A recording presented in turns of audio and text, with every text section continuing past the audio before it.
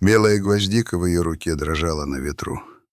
Единственное живое пятно на фоне серого тяжелого драпового пальто. И этот мелкий, испуганный трепет цветка ударил меня по ногам, лишая возможности сделать последний шаг. Я сунула онемевшую от холода ладонь в карман, нащупала зазубренный, острый край старой фотографии, которая жгла мне бедро последние 40 лет, и, наконец, решилась поднять глаза. Женщина не смотрела на снимок. Она смотрела только на меня. И в ее высветших, как старое речное стекло, глазах я увидела отражение той самой девочки, которая однажды перестала плакать, чтобы сберечь силы для бесконечного ожидания. Меня зовут Валерия. У меня нет отчества, которым я могла бы гордиться. И фамилия, которую я ношу в паспорте, Короткова, мне не принадлежит. Ее мне выдали вместе с казенными ботинками и комплектом белья, когда оформляли документы в детском доме. Просто потому, что графа не могла оставаться пустой. Всю свою жизнь я была человеком, чья история начиналась с чистого листа, на котором кто-то забыл написать предисловие. Я выросла среди стен, выкрашенных в цвет увядшей мяты, где слово «мама» было запрещенным заклинанием.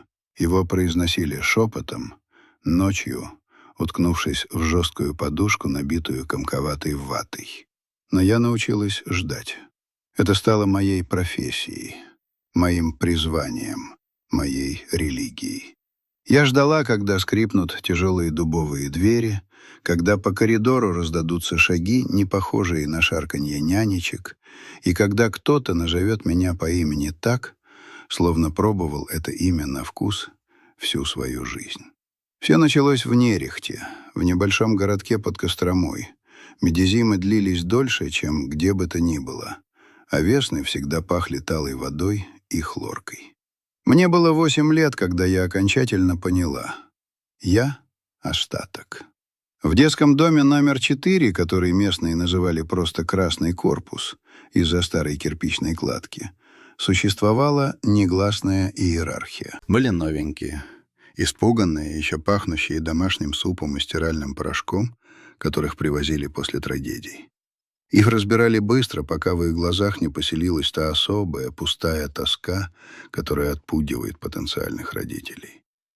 Были шустрые, те, кто умел громко читать стихи на утренниках, залезать на табурет и звонко смеяться, показывая ямочки на щеках. Этих любили. Их уводили за руку нарядные женщины и строгие мужчины в фетровых шляпах. А была я, Валерия. Девочка, которая всегда стояла у окна. Окно в нашей спальне выходило на внутренний двор, где рос старый узловатый тополь. Зимой его ветви напоминали черные трещины на фоне белесого неба. Я помню этот вид до каждой царапины на стекле. Я помню, как от окна тянуло ледяным сквозняком, но я не уходила. Я стояла там часами, прижимаясь лбом к холодному стеклу, и дышала на него, чтобы в маленьком оттаившем кружке увидеть ворота. Каждое воскресенье ворота открывались. Это был день посещений, день смотрин. День, когда воздух в спальне сгущался от напряжения, а сердце 30 детей начинали биться в унисон, создавая гул, который, казалось, мог обрушить потолок. «Короткова, поправь воротничок!» Голос Марии Федоровны, нашей воспитательницы, звучал как выстрел. Она была грузной женщиной с вечно красными руками, пахнущими хозяйственным мылом. Она не была злой, нет. Она просто была уставшей. Усталой от нас, от бесконечного потока сирот, от необходимости стирать, штопать и утешать тех, кого утешить невозможно. «И не горбись! Кто тебя такую возьмет?» Я расправляла плечи. Я честно старалась. Я застегивала верхнюю пуговицу на застиранном байковом платье, приглаживала водой непослушные вихры, которые торчали в разные стороны, как сухая трава. Я даже пыталась улыбаться перед зеркалом в коридоре. Но отражение смотрело на меня испуганно и настороженно. Улыбка выходила кривой, жалкой. В то воскресенье, которое врезалось в память острее других, приехала пара из Ярославля. Женщина была в красивом синем пальто с меховым воротником. От нее пахло чем-то сладким и недосягаемым, духами «Красная Москва» и сдобной выпечкой. Мужчина, высокий, в очках, нервно крутил в руках шляпу. Нас выстроили в линейку в игровой комнате. Это был самый унизительный ритуал. Стоять, опустив руки по швам, пока чужие взгляды скользят по твоему лицу, оценивая, как оценивают товар на рынке. Слишком худая, слишком бледная, слишком чужая. Женщина прошла мимо Кати, мимо вихрастого Петьки, остановилась напротив меня. Сердце мое ухнуло куда-то в пятки и замерло. Я перестала дышать. Я смотрела на пуговицу ее пальто, крупную, перламутровую, и молила всем своим детским существом: пожалуйста, пожалуйста, увидь меня. Я буду хороший. Я буду мыть посуду. Я буду учиться на одни пятерки, только заберите. Женщина присела на корточки. Ее лицо оказалось совсем близко. Я увидела мелкие морщинки вокруг ее глаз, напудренный нос. Она протянула руку и коснулась моей щеки. Ее пальцы были теплыми и мягкими, совсем не такими, как шершавые ладони Марии Федоровны. «Как тебя зовут, деточка?» — спросила она тихо. «Лера», — выдохнула я, и голос предательски дрогнул. «Валерия». Она улыбнулась. В этой улыбке было обещание. Я почувствовала, как внутри развязывается тугой узел страха. Неужели? Неужели это происходит? Неужели сегодня я соберу свой маленький фанерный чемоданчик, положу туда единственную смену белья и уйду за ворота, чтобы больше никогда не видеть этот тополь? «Какая серьезная девочка», — сказал мужчина за ее спиной. И тут в игровую вбежала Светочка. Светочке было 5. У нее были золотые кудри и огромные голубые глаза. Она споткнулась, упала прямо перед женщиной и заплакала, протягивая к ней ручки. Женщина перевела взгляд, ее рука отпустила мою щеку. Тепло исчезло мгновенно, словно его сдуло ветром. «Ох, маленькая, ты ушиблась?» Женщина подхватила Светочку на руки. Светочка тут же обвела ее шею руками и уткнулась мокрым носом в меховой воротник. Я стояла и смотрела, как женщина укачивает другую девочку. Я видела, как мужчина улыбнулся, глядя на них. Я видела, как Мария Федоровна удовлетворенно кивнула, уже понимая исход. Они уехали через час. Светочка уехала с ними, а я осталась. Вечером, когда спальня погрузилась в синеватый сумрак, я лежала в своей кровати у окна и слушала, как сопят другие дети. Кто-то плакал во сне, кто-то чмокал губами. Обида не душила меня слезами. Она застыла внутри ледяной коркой. Я поняла тогда страшную вещь. Любви на всех не хватает.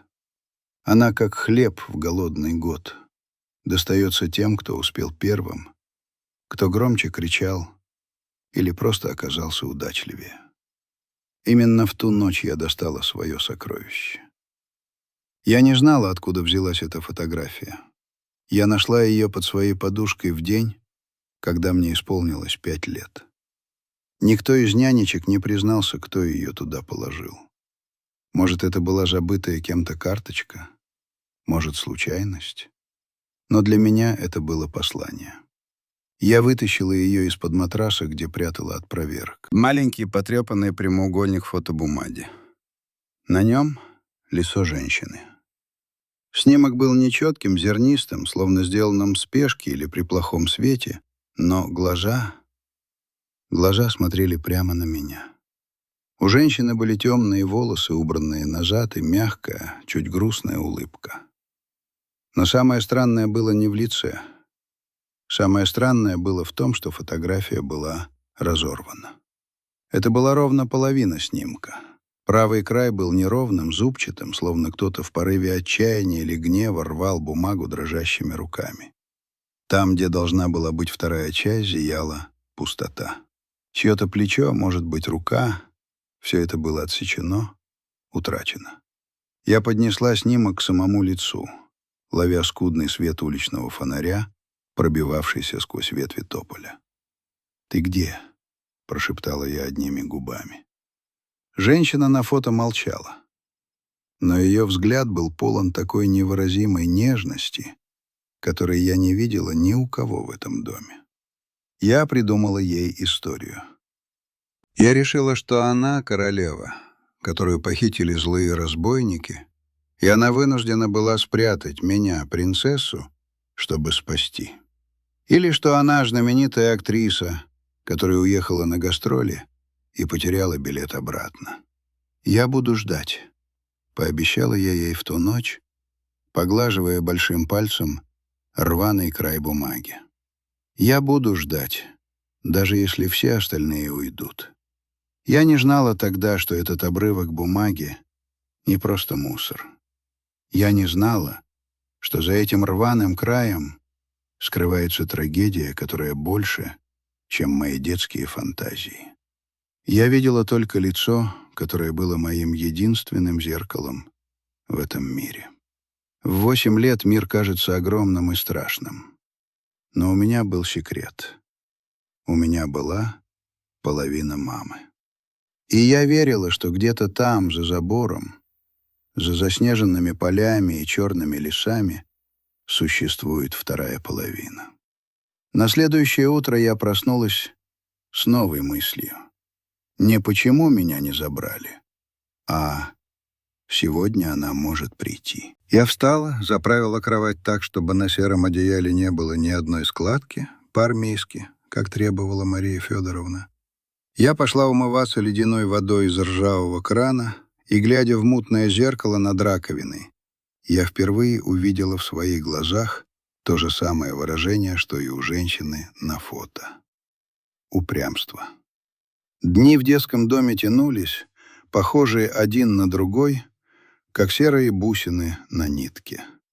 Подъем в 7, зарядка в проветриваемом классе, завтрак, манная каша с желтым островком масла, который я всегда съедала последним.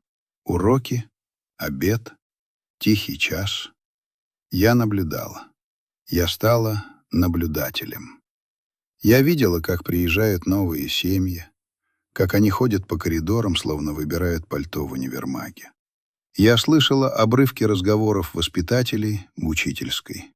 «Эту девочку Короткову опять не взяли?» — говорила Елена Петровна, наша медсестра. Она была добрее других. Иногда тайком давала мне гематоген. «Да кто же ее возьмет?» — отвечала Мария Федоровна, гремя чайником. «Дичок. Смотрит волчонком, молчит. Людям нужны дети, которые мама сразу скажет. А это... В ней словно стержень какой-то железный, неудобный». Я слышала это и не обижалась.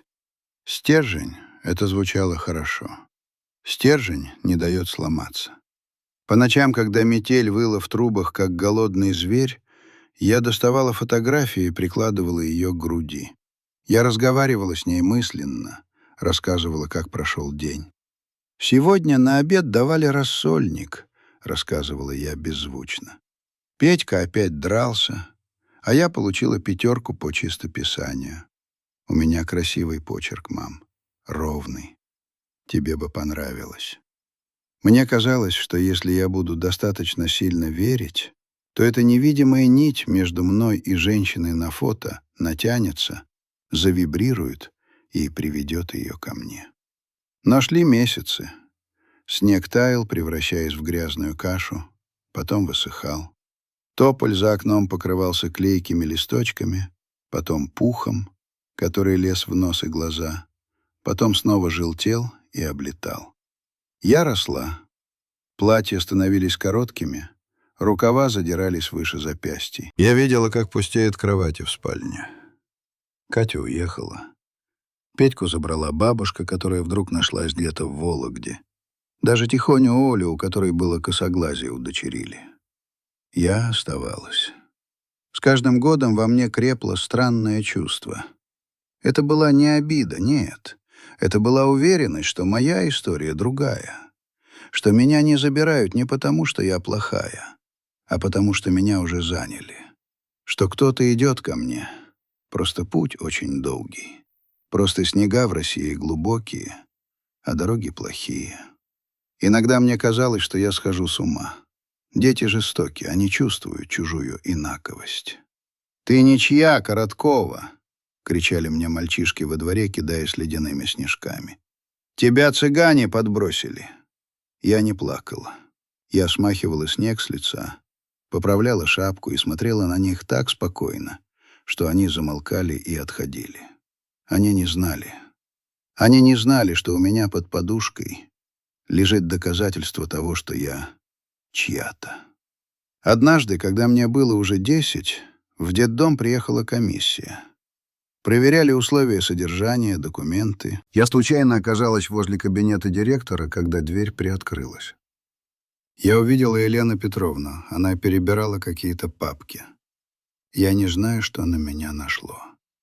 Смелость, отчаяние. Я постучала и вошла. «Елена Петровна», — сказала я, глядя ей прямо в глаза, — «откуда я здесь?»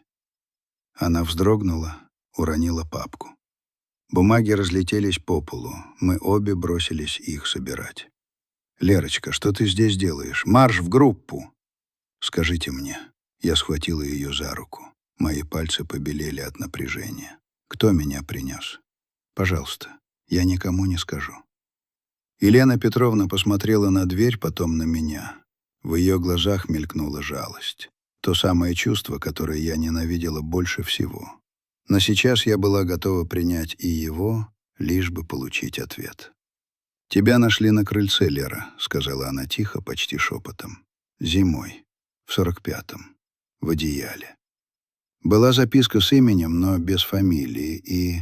Она замялась. «И что?» «И фотография. Половинка. Та, что у тебя. Мы ее не забрали в дело, оставили тебе. Пожалели». «А кто принес? Вы видели?» «Нет», — она покачала головой. «Была ночь. Сторож нашел утром. Сказал, следы женские были на снегу. Уходили в сторону станции. Следы на снегу. Уходящие в сторону станции». Этот образ преследовал меня годами. Я представляла себе эту женщину, кутающуюся в шаль, бредущую по сугробам прочь от крыльца, где лежал сверток с ее жизнью. Почему она ушла? Что гнало ее? Страх? Голод? Или кто-то заставил ее? Я вернулась в спальню, села на кровать и достала фотографию. Теперь я знала. Она была там. Она держала меня на руках. Она оставила мне свое лицо, чтобы я не забыла. «Я найду тебя», — пообещала я снова. И на этот раз это была клятва взрослого человека, запертого в теле 10-летней девочки. «Я вырасту. Я выйду отсюда. И я переверну каждый камень в этой стране.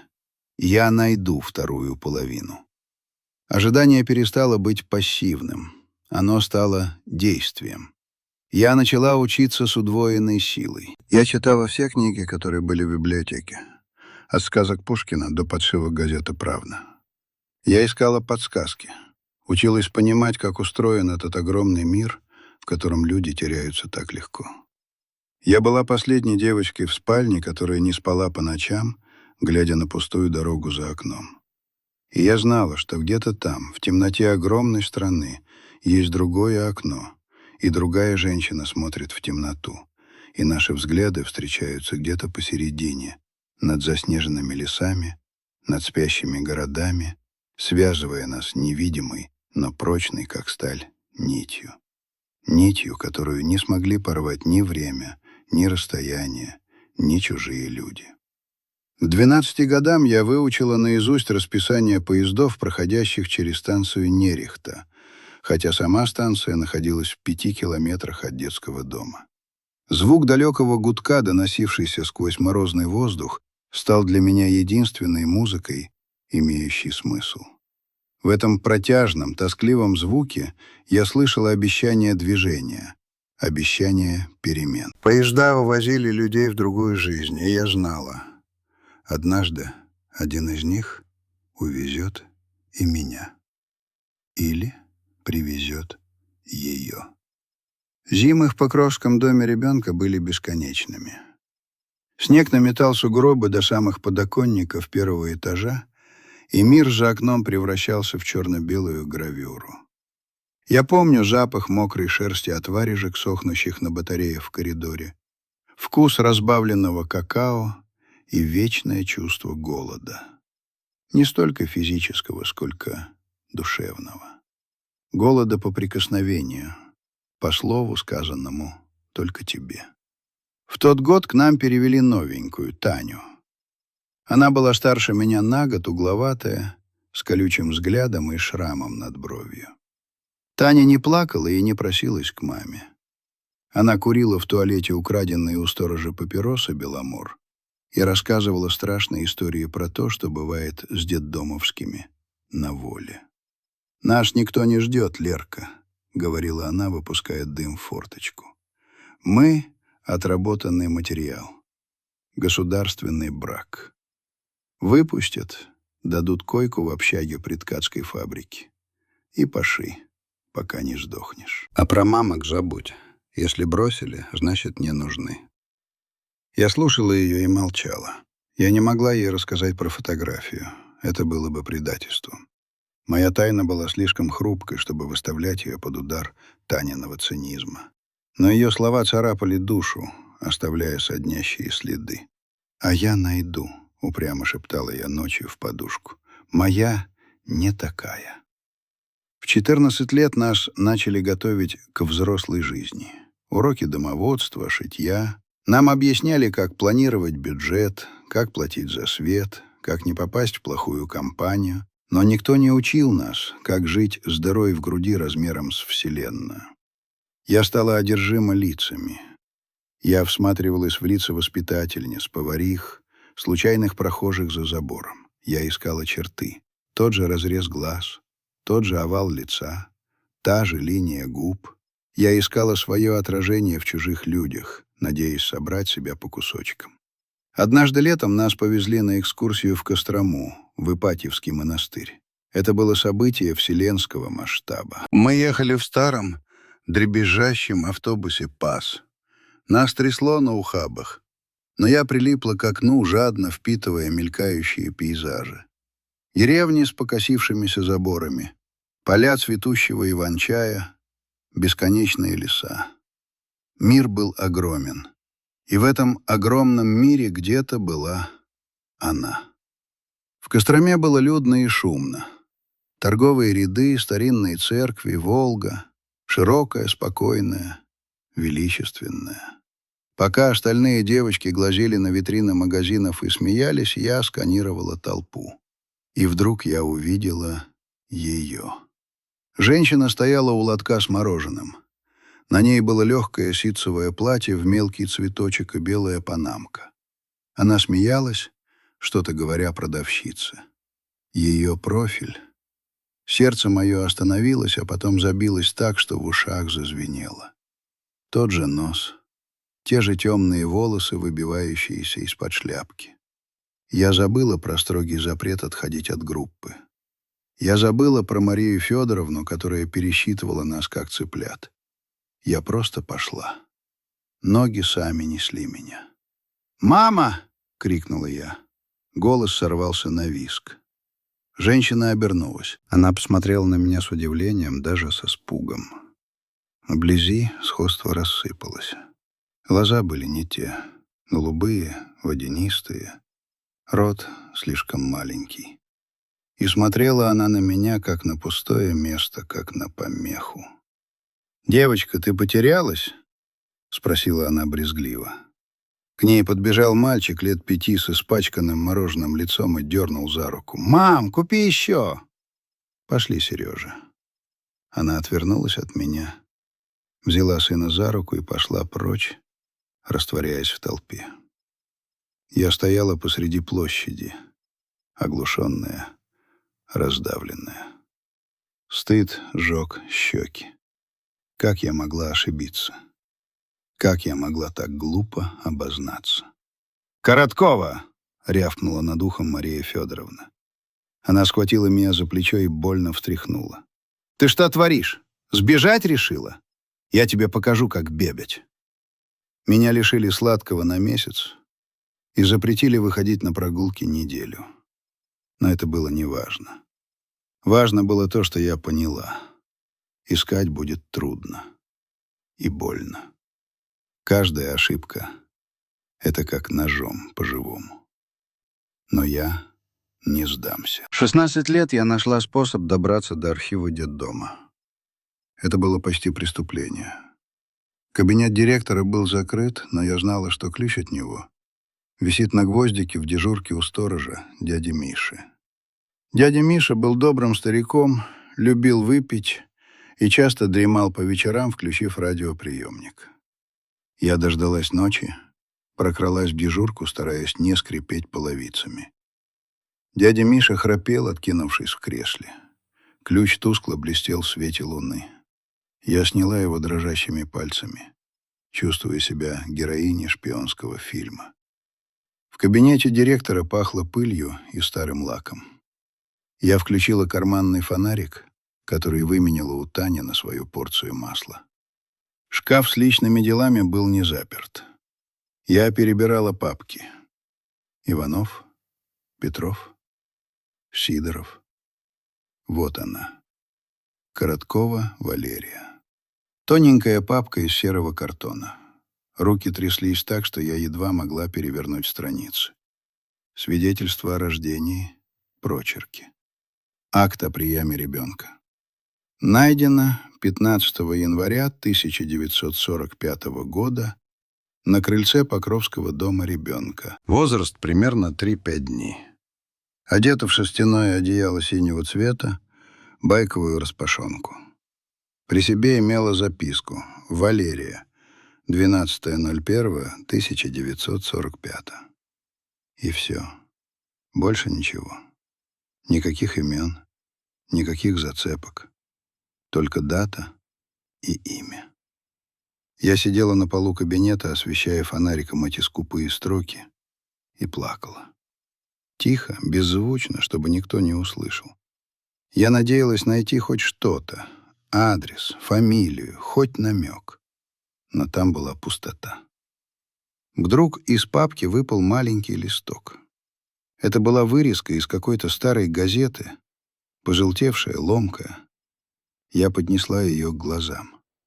Это была не статья, а кулинарный рецепт? Нет. Это был обрывок газеты, в которой, видимо, что-то было завернуто. На нем едва читались буквы. «Длильская правда», «Варя, 1945», «Сельская правда», «Районная газета». Значит, она была местной? Или проезжала мимо и купила газету на станции? Я аккуратно положила листок обратно, закрыла папку и вернула все на место. Ключ повесила на гвоздик. Дядя Миша даже не пошевелился. Эта ночь изменила меня. Я поняла, что официальные пути закрыты, но остались косвенные. Газеты, архивы, слухи, людская память. В 18 лет настал день выпуска. Нас собрали в актовом зале. Директор говорил торжественные речи про путевку в жизнь, про долг перед Родиной. Нам выдали подъемные, смешную сумму, которую едва хватило бы на пальто, и направление на работу. Меня распределили на швейную фабрику «Большевичка» в Костроме. Общежитие предоставлялось. Я стояла на пороге детского дома с чемоданом в руке. Тополь шумел листвой, прощаясь со мной. Я посмотрела на окна спальни на 2-м этаже. Там, за стеклом, уже стояла другая девочка, новенькая. Она смотрела на меня с завистью. Я ухожу на свободу. «Ты не знаешь, глупая», — подумала я. «Свобода — это когда тебе есть куда идти. А я иду в никуда». Но в кармане пальто грела бок фотография. И теперь у меня был план. Я ехала не просто работать швеей. Я ехала искать. В то же самое время, в 40 километрах от меня, в маленькой двухкомнатной квартире на окраине Нерехты, женщина по имени Надежда Павловна Ковалева сидела за кухонным столом. Перед ней лежал точно такой же конверт, как те, что она складывала в жестяную коробку из-под Монпансье каждый месяц, вот уже 18 лет. Она работала библиотекарем, жила тихо и незаметно. Соседи считали ее старой девой, странноватой, но безобидной. Никто не знал, что каждый год, 12 января, она печет пирог с вишней, ставит на стол 2 чашки и сидит в тишине, глядя на пустой стул напротив. «С днем рождения, доченька», — шептала она в пустоту. «Сегодня тебе 18. Ты уже совсем взрослая. Наверное, красавица. Наверное, поступаешь в институт. Или замуж собираешься». Надежда Павловна не знала, что ее дочь в этот момент трясется в электричке с фанерным чемоданом, глядя на мелькающие за окном березы невидящим взглядом. Она не знала, что Валерия не поступает в институт, а едет строчить пододеяльники на фабрику. Но она знала одно — она виновата. И это чувство вины было ее единственным спутником, ее тенью, ее воздухом. Она достала из ящика стола толстую тетрадь в клеенчатой обложке. Это был ее дневник. Письма в никуда. «Здравствуй, моя родная», — вывела она аккуратным почерком учительницы. «Сегодня я видела девушку на улице, похожую на тебя. У нее была такая же походка, легкая, летящая. Я хотела окликнуть, но побоялась. А вдруг это не ты? А вдруг ты, но не захочешь меня знать? Я ведь предала тебя, Лерочка. Я отдала тебя, потому что испугалась. Испугалась голода, холода, осуждения. Я была слабой. Простишь ли ты меня когда-нибудь?» Слеза капнула на страницу, размывая чернила. Надежда закрыла тетрадь. Она не плакала навзрыд уже давно. Слезы выплакались в первые 3 года, когда она бегала к забору детского дома, прячась за деревьями, пытаясь разглядеть среди гуляющих детей свой сверток. Но детей было много, они были одинаково одеты, и она не знала, как выглядит ее дочь. А потом был пожар в архиве района, и ей сказали: документов нет. Детей переводили, расформировывали, концов не найдете. Но она не поверила. Материнское сердце — самый точный радар. Она чувствовала: дочь жива, она где-то рядом. Я приехала в Кострому дождливым вечером. Город встретил меня серым небом и лужами, в которых отражались тусклые фонари. Общежитие фабрики оказалось мрачным 5-этажным зданием из силикатного кирпича. Длинные коридоры, запах жареной картошки и дешевого табака, общая кухня с закопченными плитами. Комендантша, грузная тетка с усами, выдала мне ключ от комнаты 305. «Живешь с 2 девчонками», — буркнула она. «Парней не водить, после 11 не шуметь, пьянок не устраивать». Моими соседками оказались 2 веселые хохотушки — Зина и Люда. Они сразу взяли надо мной шефство. Учили краситься, крутить бигуди и бегать на танцы в Дом культуры текстильщиков. «Лерка, ну что ты как монашка?» — смеялась Зина, подкрашивая ресницы плевалкой ленинградская. «Жизнь проходит. Вон Колька из Литейного на тебя глаз положил». Я улыбалась, кивала, но внутри меня была стена. Я ходила на работу, сидела за швейной машинкой, сшивая километры простыней, и думала только об одном: как начать поиск. Первым делом я пошла в областную библиотеку. Я решила просмотреть подшивки газет за 1945 год. «Сельская правда», «Северная правда», любые районки. Я искала объявления, заметки, некрологи. Все, что могло дать хоть малейшую зацепку. Библиотекарша смотрела на меня с подозрением, когда я заказывала стопки пыльных газет. «Диссертацию пишешь?» — спросила она. «Вроде того», — буркнула я. Я листала пожелтевшие страницы часами, до рези в глазах. Сводки с фронта, победные реляции, письма трудящихся. И ничего о подкидышах. Ничего о женщинах, потерявших детей. Это было как искать иголку в стоге сена, который, к тому же, сгорел 40 лет назад. Но я была упрямой. Я начала ходить по вокзалам. В выходные я брала билет на электричку и ехала в Нерехту, в Буй, в Галич. Я просто ходила по улицам, вглядываясь в лица пожилых женщин. Я придумала себе легенду.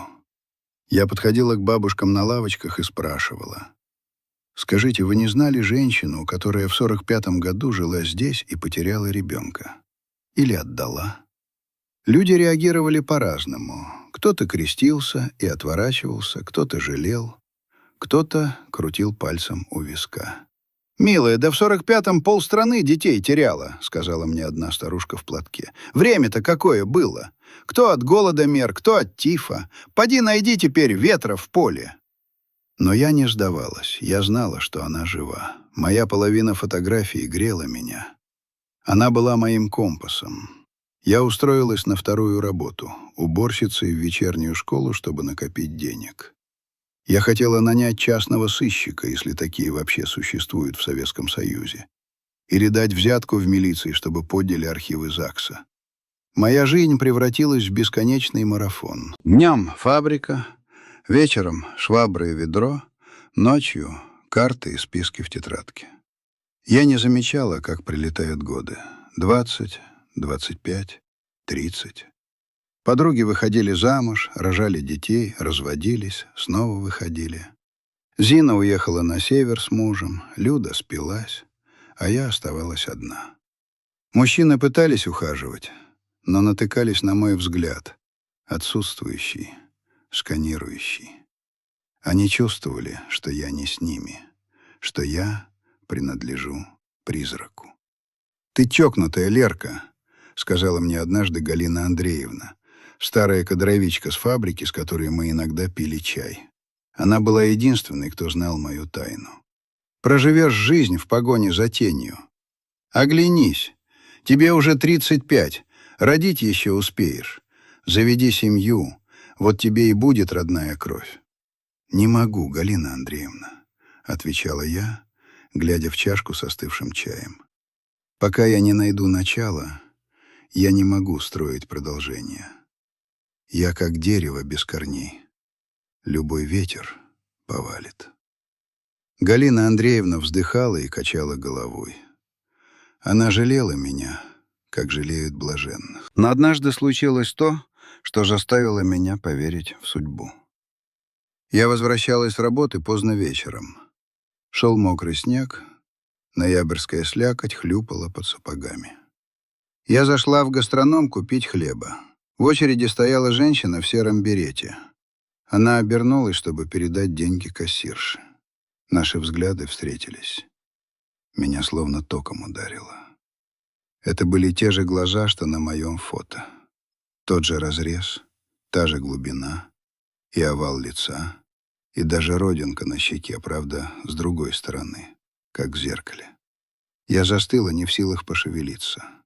Женщина взяла сдачу, положила батон в авоську и пошла к выходу. «Стойте!» — крикнула я. Весь магазин обернулся. Женщина остановилась у дверей. «Вы меня знаете?» — спросила я, задыхаясь. Я подбежала к ней, хватая за рукав пальто. «Скажите, у вас была дочь? В 45-м? Валерия?» Женщина посмотрела на меня с испугом, а потом с жалостью. «Девушка, вы обознались», — сказала она мягким, интеллигентным голосом. «Я родилась в 48-м.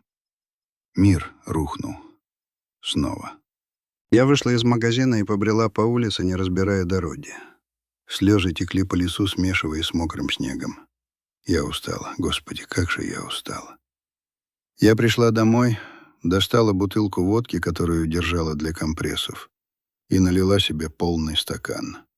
Выпила залпом, не чувствуя вкуса. Достала фотографию. «Зачем ты мучаешь меня?» — спросила я у половинки лица. «Если тебя нет, отпусти меня, отпусти». Я занесла руку, чтобы разорвать снимок на мелкие кусочки, сжечь его, уничтожить эту надежду, которая стала моим проклятием. Но рука замерла. Я не смогла. Я прижала фото к губам и зарыдала в голос, воя, как раненый зверь. А на другом конце города, в своей маленькой квартире, Надежда Павловна вдруг проснулась посреди ночи от резкой боли в сердце. Она села на кровати, хватая ртом воздух. Ей показалось, что кто-то позвал ее. Громко, отчаянно. «Лера?» — прошептала она в темноту. Тишина. Только тиканье ходиков на стене. Надежда Павловна встала, подошла к окну. За стеклом падал снег. «Потерпи, родная», — сказала она, прижимая руку к груди. «Я чувствую. Скоро. Совсем скоро». Она не знала, почему так сказала. Но в эту ночь она впервые за много лет не смогла уснуть, перебирая в памяти черты лица крошечной девочки, которую держала на руках всего несколько дней. И она решила: хватит ждать, надо действовать. Если гора не идет к Магомету... На следующий день Надежда Павловна пошла в редакцию областной газеты «Северная правда», чтобы подать объявление, которое изменит все. 40 лет — это странный рубеж. В детстве мне казалось, что люди в 40 лет — это уже глубокие старики, которые знают ответы на все вопросы и пьют чай из блюдечка, неторопливо дуя на кипяток. Но когда мне самой стукнуло 40, 15 января 1985 года, я поняла, что внутри меня все еще сидит та же 8-летняя девочка в казенных колготках, которая дышит на замерзшее стекло. Только стекло стало толще, а мороз крепче. Тот день рождения я запомнила по запаху жареного лука и сырой штукатурки. В нашем общежитии шел вечный вялотекущий ремонт. Галина Андреевна, моя единственная подруга и соседка по этажу, принесла торт «Полет». Безе, крошащееся при каждом прикосновении, сладкое до приторности. «Ну, Лерка», — сказала она, разливая по чашкам крепкий индийский чай со слоном на пачке. «С юбилеем тебя! Баба-ягодка опять, как говорят». Мы сидели на моей кухне. За окном выла вьюга, швыряя в стекла горсти снежной крупы. Я смотрела на торт и чувствовала тошноту. 40 лет. Половина жизни прошла. А у меня ни мужа, ни детей, ни прошлого. Только стопка исписанных тетрадей с адресами архивов и половинка фотографии, которая уже начала выцветать, теряя контрастность, словно память стирала черты лица моей матери быстрее, чем бремя. «Знаешь, Галина Андреевна, — сказала я, ковыряя ложечкой хрупкое безе, — я, наверное, перестану искать». Галина Андреевна замерла с чашкой у рта. Ее очки в роговой оправе запотели от пара. «Давно пора», — сказала она тихо, но в ее голосе я услышала облегчение. «Сколько можно себя истязать? Живые должны жить с живыми, Лера. А ты живешь с фантомом». «Я просто устала», — призналась я, и это признание далось мне тяжелее, чем все годы поисков. Я чувствую себя выпотрошенной, как будто я бежала марафон, а финишную ленточку убрали. Я не знала тогда, что в этот самый момент, пока мы пили чай, и я подписывала капитуляцию перед судьбой, в редакции газеты «Северная правда» в душном кабинете отдела объявлений происходила сцена, которая должна была перевернуть мою жизнь. Я узнала об этом много позже, когда мама рассказывала мне, как дрожали ее руки, когда она протягивала листок в клеточку строгой приемщицы. «Текст нестандартный», — буркнула приемщица, не глядя на Надежду Павловну. «У нас есть рубрики: меняю, продаю, знакомство. А это куда? Ищу дочь? Это вам в милицию надо, гражданочка? Или в «Жди меня» на радио писать?» «Я писала», — тихо ответила мама. Ее голос срывался, но она стояла насмерть, вцепившись в край стола побелевшими пальцами. Везде писала: «Пожалуйста, возьмите как частное объявление. Я заплачу по двойному тарифу». Она выложила на стол мятые трешки и пятерки, деньги, сэкономленные на лекарствах и еде. Приемщица вздохнула, поправила химическую завивку и, наконец, посмотрела на посетительницу. Что-то в мамином лице, может быть, та самая печать вечного ожидания, которую носила и я, заставила ее смягчиться. «Ладно», — сказала она, придвигая к себе бланк. «Диктуйте, но гарантии не даем. Газета выходит тиражом в 50 тысяч, но читает в основном программу передач до некрологи. «Ищу дочь», — начала диктовать мама, закрыв глаза, словно читала молитву. Родилась 15 января 1945 года. Валерия. Была оставлена в Покровском доме ребенка. Особые приметы. Родинка на правом плече, глаза зеленые. Если ты читаешь это, или кто-то знает, мама ждет. Она оставила свой домашний телефон. 4 цифры. 2, 15, 40. 4 цифры, которые стали кодом к сейфу, где хранилась моя жизнь. Прошла неделя после моего дня рождения. Январь перевалил за середину. Морозы чуть отпустили, сменившись промозглой сыростью. Я возвращалась с ночной смены. Глаза слепались, спина ныла от бесконечного сидения за швейной машиной. В голове была звонкая пустота. Я зашла в подъезд, привычно проверила почтовый ящик. Пусто. Только счета за свет. Поднимаясь на 3-й этаж, я увидела, что у двери Галины Андреевны лежит стопка макулатуры, выставленная на выброс. Старые журналы «Работница», какие-то брошюры и газеты. Сверху лежал свежий номер «Северной правды». Видимо, почтальон ошибся и сунул его не в тот ящик. А Галина Андреевна, не выписывавшая газет, просто выставила его за дверь. Я наклонилась чисто механически. Мне нужна была бумага, чтобы почистить рыбу. Я купила по дороге мороженого минтая. Я подняла газету. Она пахла типографской краской.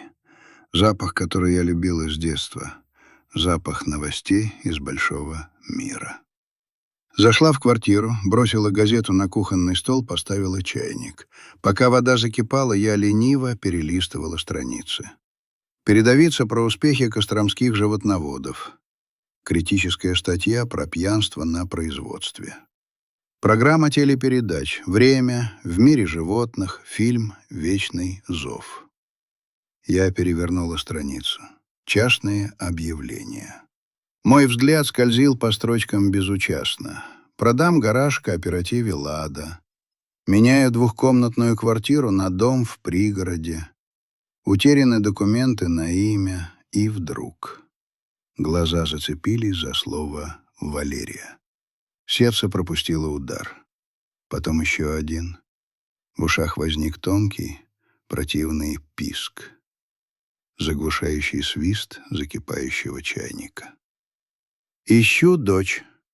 Родилась 15 января 1945 года. Покровский дом ребенка». Буквы поплыли перед глазами. Они рассыпались, как муравьи, и снова собирались в слова, которые били меня под дых, вышибая воздух из легких. Родинка на правом плече. Я машинально схватилась рукой за правое плечо, сквозь ткань халата нащупывая маленькую выпуклость, которую знала всю жизнь. Родинка. Моя родинка. Я перечитала объявление еще раз. И еще. Вслух. Мой голос звучал чужим, хриплым, каркающим. «Валерия. Покровский дом. Мама ждет». Газета выпала из рук на клеенчатую скатерть. Чайник на плите начал плеваться кипятком. Свисток орал как резаный, но я не могла пошевелиться. Я сидела, вцепившись в край стола так, что ногти побелели, и смотрела на эти серые строчки на плохой газетной бумаге. Это не могла быть ошибка. Не могло быть такого совпадения. Дата, имя, место, родинка. Меня искали. Все это время. Пока я билась головой о стены архивов. Пока я выла в подушку. Пока я ставила свечки в церкви за здравие рабы Божьей надежды. Я сама придумала ей это имя, потому что надежда — это все, что у меня было. Она меня искала. Меня накрыло волной такого животного страха, что я сползла со стула на пол. А что, если это розыгрыш? А что, если это какая-то злая шутка или ошибка? Вдруг там другая Валерия? 3 дня я не могла позвонить. 3 дня я ходила вокруг телефона, который висел в коридоре общежития. Черный, бакелитовый монстр с диском, который заедал на цифре 0. Я подходила к нему, снимала трубку, слушала гудок и вешала обратно.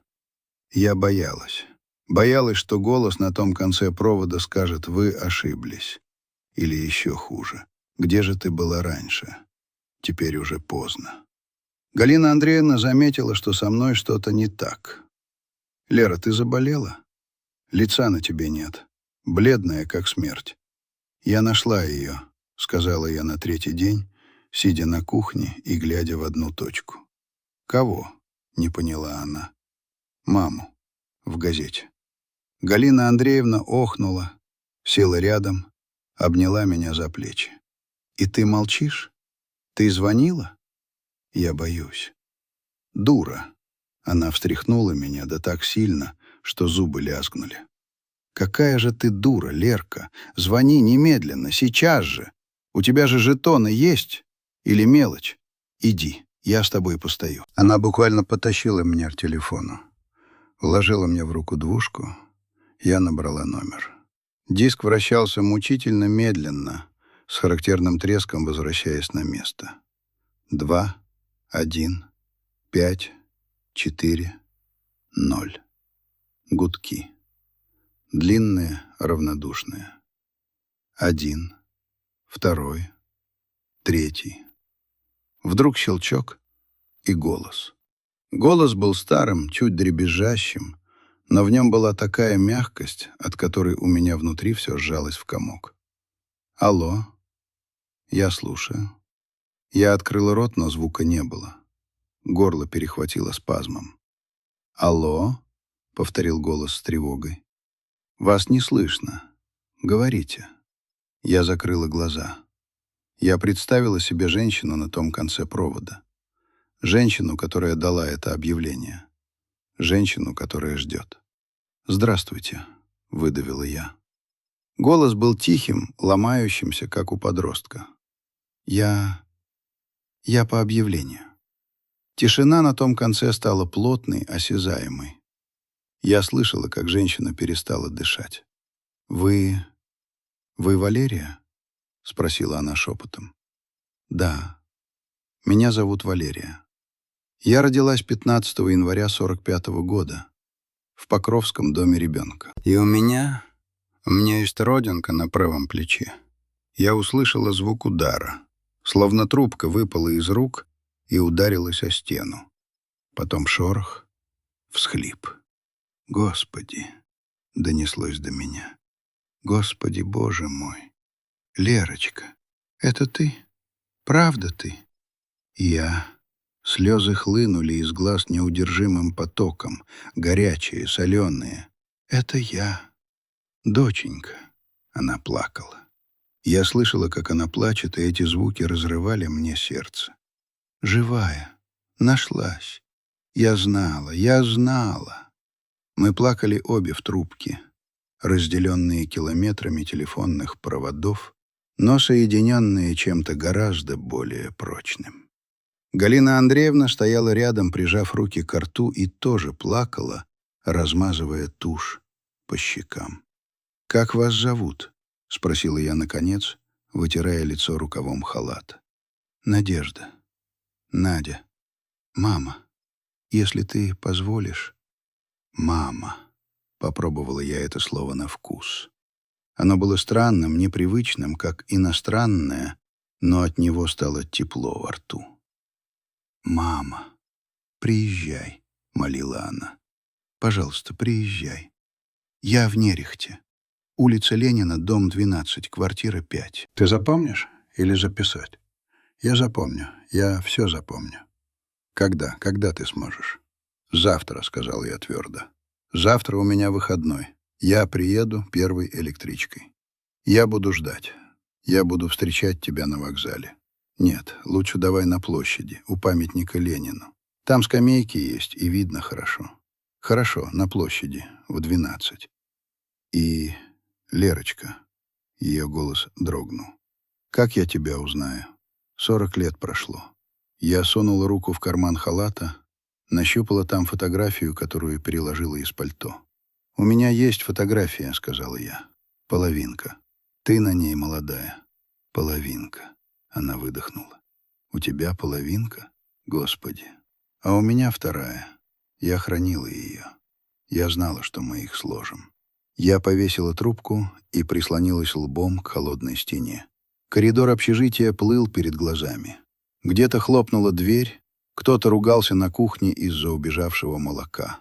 Но для меня мир изменился необратимо. Я больше не была ничьей. Я была дочерью надежды. В ту ночь я не спала ни минуты. Я собиралась. Я перебирала свой гардероб, пытаясь выбрать самое лучшее платье. Синяя шерстяная, слишком мрачная. Блузку с жабо, слишком нарядно. Я хотела, чтобы она увидела меня красивой, чтобы она не разочаровалась, чтобы она гордилась мной. Я гладила вещи старым чугунным утюгом, и пар шипел, как рассерженная змея. А в Нерехте, в квартире на улице Ленина, Надежда Павловна делала то же самое. Она достала из шкафа свое лучшее выходное платье, которое берегла насмерть, и решила надеть его на жизнь. Она перерыла аптечку, выпила валерьянку, потом корвалол, но сердце колотилось, как птица в клетке. Посреди ночи она встала и начала печь пирог. Тот самый, вишневый, который пекла каждое 15 января. Только теперь она знала, его будет кому есть. Она достала из коробки из-под Монпансье детские вещи. Крохотные пинетки, связанные из белой шерсти, которая от времени стала цвета слоновой кости. Распашонку с вышивкой. Она разложила их на диване, как музейные экспонаты. «Вот», — думала она, — «я покажу ей. Я докажу ей, что не забыла. Ни на минуту». Утро наступило серым пасмурным рассветом. Я села в электричку Кострома-Ярославль. Вагон был полупустой. Дачники везли пустые ведра, работяги дремали, надвинув шапки на глаза. Колеса стучали. «Еду к маме, еду к маме». Я смотрела в окно на проплывающие мимо заснеженные леса, на черные проплешины деревень, и мне было страшно. Страшнее, чем в детдоме перед комиссией. А вдруг мы не почувствуем ничего? Вдруг кровь — это просто вода? Вдруг мы — чужие люди, которых связывает только биология и старая фотография? Электричка дернулась и остановилась. Станция Нерехта. Конечная для некоторых поездов стоянка 2 минуты. Я вышла на платформу. Ветер ударил в лицо, выбивая слезы. Ноги были ватными. Я поправила шарф, прижала к груди сумку, в которой лежала половинка фото, и шагнула навстречу своей судьбе. До площади было 15 минут ходьбы. Я шла медленно, растягивая время, и каждый шаг отдавался гулким ударом в висках. Я видела площадь издалека. Памятник вождю с протянутой рукой, заснеженные клумбы и одинокую фигурку на скамейке. Женщина сидела прямо, положив руки на колени. На ней было старомодное пальто с каракулевым воротником и пуховый платок. В руках она держала что-то белое. Цветок? Зимой? Я остановилась в 10 метрах. Она подняла голову. Наши взгляды встретились. И в этот момент все звуки мира, шум машин, лай собак, голоса прохожих выключились. Остался только стук 2 сердец которые пытались синхронизироваться спустя 40 лет аритмии. Она медленно встала. Цветок, белая гвоздика, дрожал в ее руке. Я сделала шаг, потом еще один. Я видела ее лицо. Оно было старым, исчерченным морщинами, как карта незнакомой местности. Но глаза, те самые глаза, зеленые, полные слез и света. «Лера», — прошептала она. Я не могла говорить. Я просто кивнула и достала фотографию. И тут время схлопнулось. Не было 40 лет разлуки, не было детдома, не было одиночества. Была только эта площадь, этот снег и эта женщина, которая шагнула ко мне, раскрывая объятия, в которые я падала как в бездну, как в спасение, как домой. Мы стояли так целую вечность. Ветер перебирал бахрому ее пухового платка, бросая белые ворсинки мне в лицо, но я этого не чувствовала. Я чувствовала только запах. Запах старой шерсти, корвалола и чего-то неуловимо родного, похожего на сухое молоко и ваниль. Запах, который я пыталась вспомнить 40 лет, выискивая его в складках чужих пальто и шарфов. «Живая», — повторяла она, как заведенная, гладя меня по спине дрожащей рукой в вязаной варежке. «Теплая. Господи, какая же ты большая». Она отстранилась на шаг, чтобы рассмотреть меня, но рук не отпустила. Ее пальцы цепко держали мои плечи, словно она боялась, что я растворюсь в морозном воздухе, окажусь галлюцинацией, порожденной ее измученным сознанием. «Мама». Слово вырвалось само, хриплое, непривычное. Оно царапнуло горло, но принесло облегчение. Надежда Павловна, мама, схлипнула и прижала ладонь к губам, пытаясь сдержать рыдание. «Пойдем», — сказала она, торопливо вытирая глаза. «Пойдем домой. Ты замерзла. У тебя губы синие. Я пирог испекла с вишней. Ты любишь вишню?» Я не знала, люблю ли я вишню. В детдоме вишни не давали. Но я кивнула. Мы шли по улицам Нерехта, держась под руки. Город казался мне декорацией к сказке, в которой все закончилось хорошо. Деревянные дома с резными наличниками, дым из труб, хруст снега под ногами. Прохожие оглядывались на нас. Странную пару. Высокую, угловатую женщину в 40 лет и сгорбленную старушку, которые шли, прижимаясь друг к другу, как сиамские близнецы. Ее квартира была на 2-м этаже старого купеческого дома. Подъезд пах кошками и сыростью, ступени были стерты до ям. Она долго возилась с ключом, руки не слушались. «Вот, заходи». Она распахнула дверь. В лицо ударило теплом и запахом выпечки. Квартира была крошечной, заставленной мебелью из 60-х. Сервант с хрусталем, круглый стол, накрытый кружевной скатертью, ковер с оленями на стене. Но здесь было уютно, здесь было безопасно. Мы сели за стол. Она суетилась, наливала чай в тонкие фарфоровые чашки, пододвигала мне вазочку с вареньем, тарелку с пирогом. «Ешь, ешь, ты такая худая», — приговаривала она. Я смотрела на нее. Я изучала ее. Каждую морщинку, каждую седую прядь. Я пыталась наложить этот образ на тот, что хранила в памяти с фотографии. «Покажи», — попросила я тихо. Она замерла с чайником в руке. Поняла сразу. Поставила чайник на подставку, вышла в комнату и вернулась через минуту с маленьким бархатным альбомом, села напротив. Дрожащими пальцами она достала из альбома пожелтевший кусочек картона, положила его на скатерть. Это была левая половина. Плечо мужчины в военной форме, рука, обнимающая воздух, и край белого воротничка. Я достала свою половину, правую. Лицо молодой женщины, улыбающейся в камеру. Мы сдвинули их. Рваные края, как зубы дракона, вошли в пазы друг друга. Изображение стало целым. Молодая, красивая пара. Он высокий, статный, с веселыми глазами. Она нежная, прильнувшая к его плечу. «Кто это?» — спросила я, указывая на мужчину. «Мой отец?» Мама опустила глаза.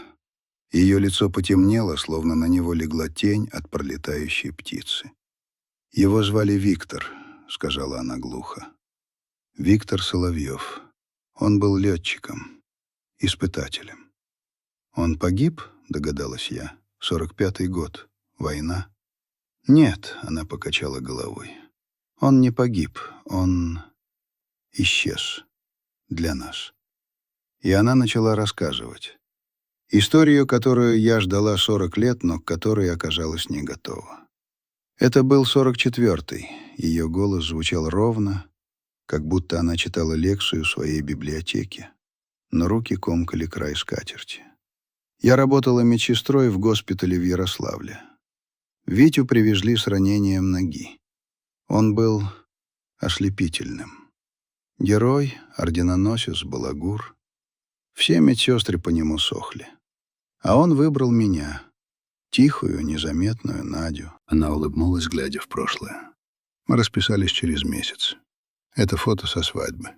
Единственное. Мы были счастливы, Лера. Так счастливы, как бывает только перед бедой. А потом я забеременела. Тобой. Витя был рад. Он кружил меня по комнате, кричал, что у нас будет сын, будущий летчик. Она замолчала, сделала глоток остывшего чая. А потом пришло письмо. Не похоронка. Хуже. Письмо от его первой жены. Оказалось, он был женат. В Ташкенте. В эвакуации. Там осталась семья. 2 детей. Он просто забыл сказать. Или думал, что война все спишет. Я слушала, чувствуя, как внутри поднимается холодная волна гнева. Мой отец двоеженец? Обманщик? Жена написала в портком, продолжила мама. Скандал был страшный. Его вызвали, пропесочили. Ему грозил трибунал за аморальное поведение, и он испугался. Он пришел ко мне, собрал вещи и сказал: «Надя, прости. Я должен вернуться к семье, иначе меня посадят». «И он уехал?» — спросила я жестко. «Бросил беременную жену». «Уехал. А меня уволили из госпиталя. За связь с морально неустойчивым элементом. Выгнали из общежития. Я осталась на улице. Зима, 45-й. Карточки отобрали. Родственников нет. Родители умерли в блокаду». Она подняла на меня глаза, полные мольбы. «Лера, я голодала. Я ела клейстер, варила ремни. Я жила в подвале разрушенного дома, спала на ящиках. Когда начались схватки, я сама дошла до какого-то фельдшерского пункта. Родила тебя. Ты была такой маленькой, синей. Врачи сказали: не жилец. Молока у матери нет, сама дистрофик». Она заплакала. Тихо, беззвучно. Слезы просто катились по морщинам. Мне сказали: сдай ее. Сдай в дом ребенка. Там покормят, там тепло. А ты иди, работай, вставай на ноги. Заберешь, когда сможешь. Я не хотела. Богом клянусь, Лера, не хотела. Я держала тебя 3 дня. Ты плакала от голода, сосала мой пустой палец. Я поняла. Если оставлю тебя, ты умрешь. И я умру. И мы обе сгинем. Я смотрела на свои руки, лежащие на столе. Грубые руки швеи со сколотыми пальцами. Я представляла себе эту молодую женщину в подвале, прижимающую к себе умирающего младенца. «Я отнесла тебя ночью», — шептала она. Положила на крыльцо. Позвонила и убежала. Я не могла смотреть, как тебя забирают. Я боялась передумать. Я оставила записку и половину фото, чтобы доказать, что ты моя. «А потом?» — спросила я. «Почему ты не вернулась?» «Я вернулась», — она почти вскрикнула, — «через полгода. Я устроилась на торфяные разработки, получила паёк, комнату. Я прибежала в тот дом ребенка, а там новые люди. Директора сменили. Архивы, говорят, сгорели при бомбежке еще в феврале, хотя бомбежек уже не было. Бардак был, Лера, хаос. Мне сказали, детей вывозили в тыл, в разные области. Списков нет, ищите ветров в поле. Она встала, подошла к старому комоду, открыла ящик. Достала жестяную коробку из-под печенья. «Вот». Она поставила коробку передо мной. «Открой». Крышка поддалась с трудом. Внутри лежали пачки денег. Старые советские рубли, перетянутые резинками. Трешки, пятерки, четвертные, сотенные. «Это что?» — я опешила. «Это твои алименты», — сказала она с горькой усмешкой. «Я сама себе их платила. Каждый месяц с каждой зарплаты я откладывала 20%. На тебя». Я думала, вот найду ее, а ей нужно учиться. Или замуж выходить, или жилье купить. Здесь много, Лера. На кооперативную квартиру хватит, и еще останется. Я перебирала эти бумажки. Деньги, пахнущие временем и жертвой. Она отказывала себе во всем.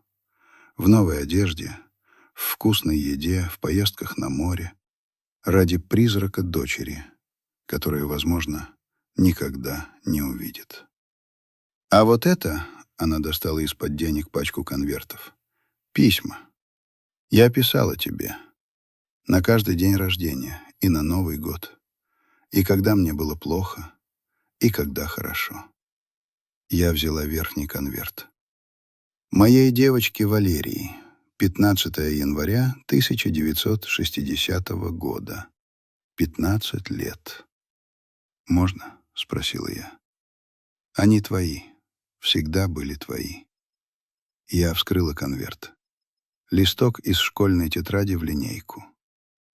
«Здравствуй, доченька. Сегодня тебе 15. Совсем невеста. Я представляю тебя высокой, стройной. Наверное, у тебя уже есть кавалер.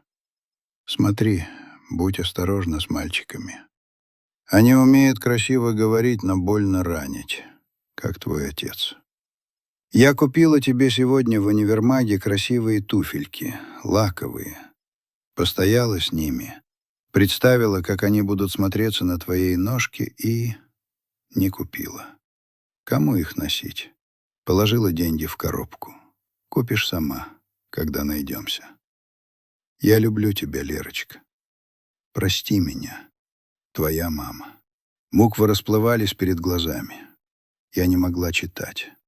Я закрыла лицо руками и разрыдалась. Навзрыд, громко. Так не плакала никогда в жизни. Весь тот лед, который копился во мне 40 лет, начал таять, превращаясь в обжигающий поток боли и любви. Мама подошла ко мне, обняла за плечи, прижала мою голову к своему животу. Туда, где я когда-то была частью ее, единым целым. «Поплачь, Маренька, поплачь», — шептала она, гладя меня по седым волосам. «Все закончилось. Мы дома. Мы нашлись». В тот вечер мы не могли наговориться. Я рассказывала ей про детдом, про Таню, про швейную фабрику, про Галину Андреевну. Я опускала страшные моменты. Про побои воспитателей, про голодные обмороки, про унижение. Я берегла ее. Ей и так досталось. Она рассказывала про свою жизнь, про то, как работала в библиотеке, как избегала мужчин, боясь снова обжечься, как каждый раз, видя на улице девочку с косичками, замирало сердце. «А отец?» — спросила я уже за полночь. «Ты слышала о нем?» «Слышала», — кивнула она. «Он стал большим начальником в гражданской авиации. Жил в Москве. Умер 5 лет назад. Инфаркт. Я не поехала на похороны. Он для меня умер в 45-м. «У меня есть братья или сестры?» — спросила я. «Есть, сводные. Но они не знают о тебе. И не надо им знать. У них своя жизнь, у нас своя. Ночью она постелила мне в своей спальне на широкой кровати с периной. «А ты где ляжешь?» — спросила я. «А я тут, на диванчике», — махнула она рукой. «Мне много места не надо». Я легла в постель, пахнущую лавандой. За окном светила луна, освещая комнату призрачным светом. На стене тикали часы-ходики. Я не могла уснуть. Я слушала дыхание матери в соседней комнате. Ровное, спокойное дыхание. Впервые за 40 лет я не была одна. Вдруг я услышала шорох. Дверь скрипнула. Мама стояла на пороге в длинной ночной сорочке, похожей на привидение. «Лера, ты спишь?» — спросила она шепотом. «Нет». Она подошла к кровати, села на край. «Можно я посижу с тобой? Просто посмотрю. Я боюсь проснуться, а тебя нет. Сиди». Я подвинулась. «Ложись рядом». Она легла поверх одеяла, свернувшись калачиком, как кошка. Я обняла ее. Она была такой хрупкой, такой маленькой. Моя мама. Моя бедная, сильная мама. «Знаешь», — прошептала она в темноту, — «я ведь комнату эту для тебя держала. Соседи предлагали поменяться на меньшую, с доплатой, а я говорила нет. Вернется Лера, ей комната нужна будет». Вот она и пригодилась. Пригодилась, мам. Мы лежали в тишине, и я чувствовала, как дыра в моей груди, та черная воронка, в которую уходили все мои силы, начинает затягиваться. Она зарастала новой тканью. Тканью любви, прощения и покоя. На следующее утро я позвонила на фабрику и взяла отпуск за свой счет. А потом позвонила Галине Андреевне. «Галина Андреевна», — сказала я в трубку, — «я не вернусь в общежитие. Я остаюсь». «Слава Богу», — ответила мудрая кадровичка. «Слава Богу, Лера, живи». Я осталась в Нерехте. Мы начали учиться жить вместе. Это было непросто. Две взрослые женщины, привыкшие к одиночеству, со своими привычками и тараканами. Я раздражалась, когда она пыталась контролировать, что я ем и как одеваюсь. Она обижалась, когда я замолкала и уходила в себя. Но мы учились. Мы строили мосты над пропастью в 40 лет. Однажды, разбирая старые бумаги в комоде, я нашла еще один документ. Справку из архива КГБ. Запрос на поиск Виктора Соловьева. «Ты искала его?» — спросила я маму. Она покраснела. «Искала. Не для себя, для тебя. Думала, может, он поможет найти. У него связи были. Но мне ответили. Адрес не разглашается». Я посмотрела на дату справки. 1965 год. Мне было 20. «Мам», — сказала я, — «давай потратим эти деньги, те из коробки». «На что?» — удивилась она. «Квартиру купим?» «Нет. Давай поедем на море. Я никогда не видела моря. И ты, наверное, тоже давно не была». Ее глаза загорелись. «На море? В Гагры? Или в Сочи? Куда угодно. Лишь бы вместе». И мы поехали. В то последнее лето перед началом перестройки, перед тем, как страна начнет разваливаться на куски, мы были абсолютно счастливы. Мы сидели на галечном пляже, ели чурчхелу, смотрели на закат и держались за руки. Две половинки одной фотографии, которые наконец-то стали целым. Жизнь не заканчивается на хэппи-энде, как в кино. Она продолжается со своими буднями, болезнями и проблемами. Мама старела. У нее болели ноги, шалило сердце. Я ухаживала за ней, бегала по аптекам, варила каши. Но каждый вечер, перед сном, мы совершали наш маленький ритуал. Мы доставали альбом, открывали страницу с той самой фотографией, теперь склеенной скотчем с обратной стороны, и говорили ей: «Спокойной ночи». Мы победили время. Мы обманули судьбу. Мы украли у вечности кусочек тепла. А та комната, которая ждала меня 40 лет, стала моей мастерской. Я купила швейную машинку и начала шить на заказ. Красивые платья для выпускных, свадебные наряды. Я вшивала в каждый стежок частичку своего счастья, надеясь, что оно передастся тем, кто будет носить эти вещи. Иногда, глядя в окно на улицу Ленина, я видела, как мимо проходит женщина с девочкой. Девочка капризничала, мать сердилась. Мне хотелось выбежать, схватить их за руки и крикнуть: «Цените! Цените каждую минуту! Вы не знаете, какое это счастье просто быть рядом!» Но я молчала.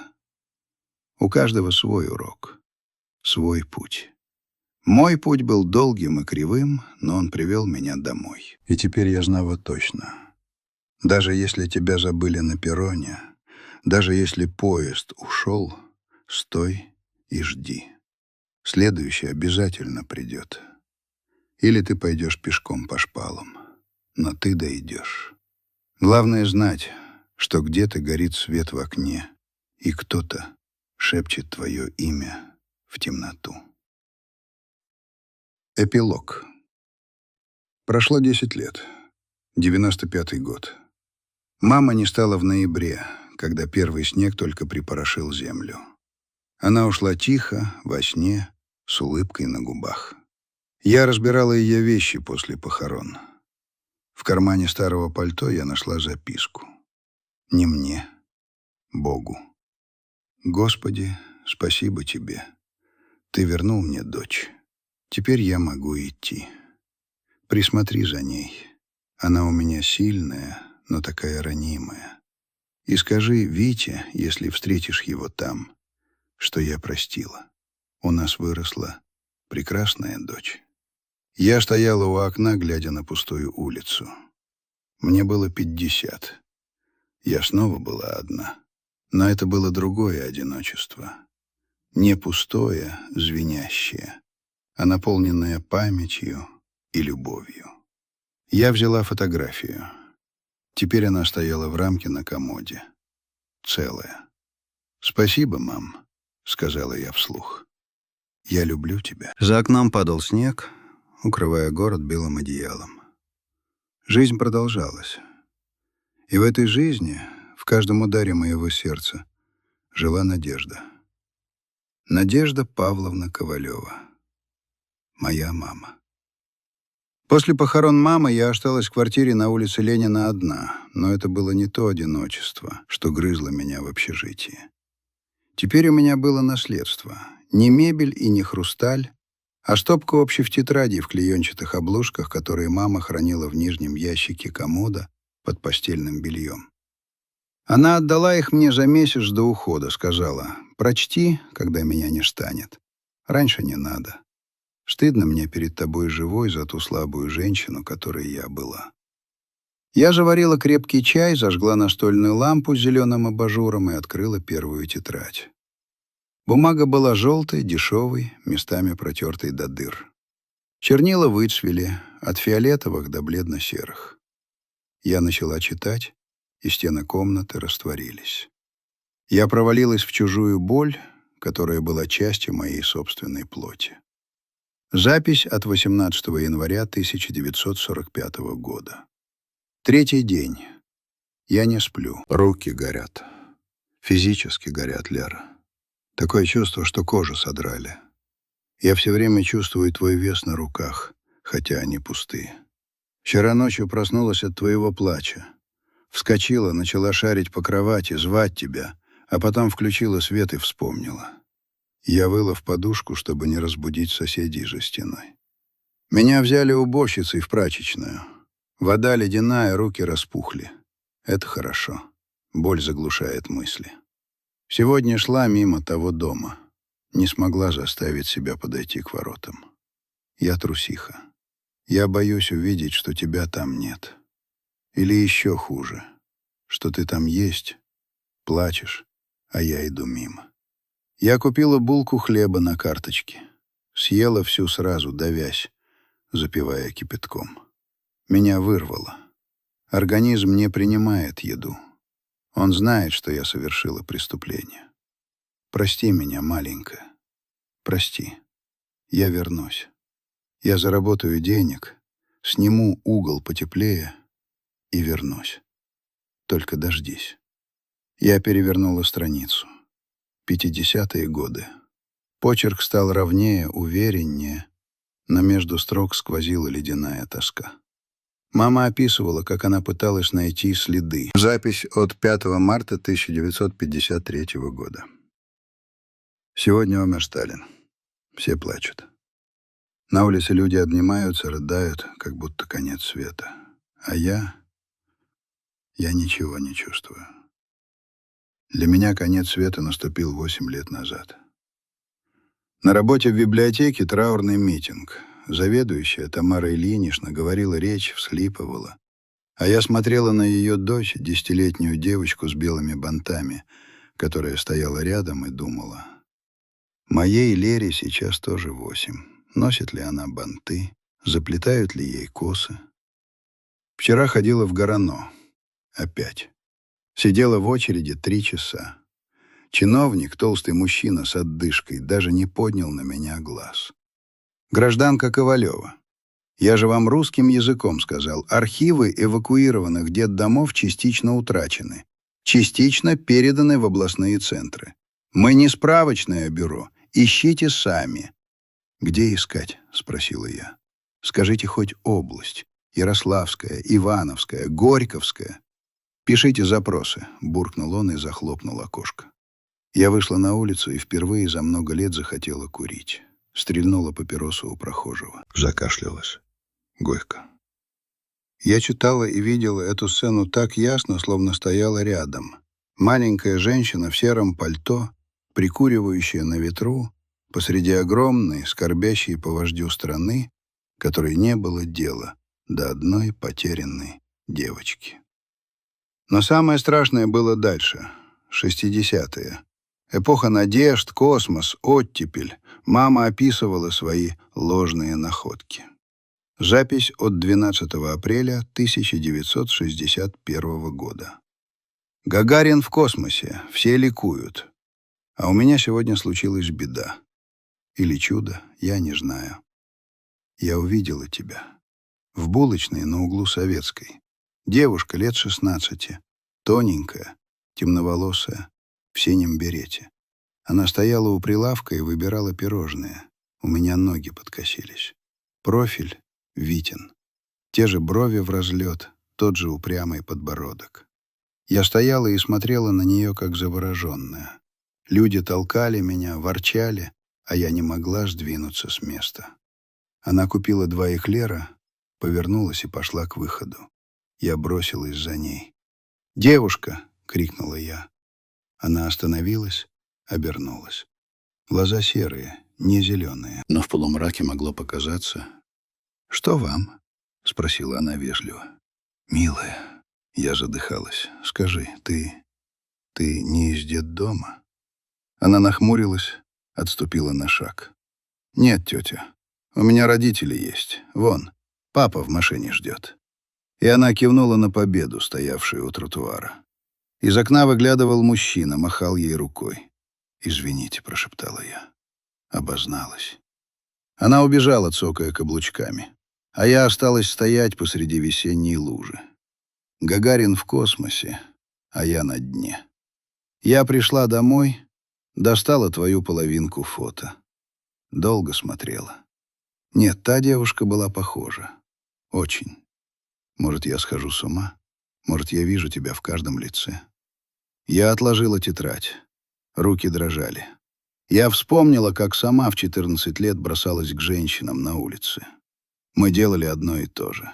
Мы были зеркальными отражениями друг друга, разделенными километрами. Она искала меня в булочных, я искала ее на вокзалах. Мы ходили кругами по одной и той же заколдованной спирали. Следующая тетрадь была посвящена картографии боли. Мама описывала, как она превратила свою квартиру в штаб поиска.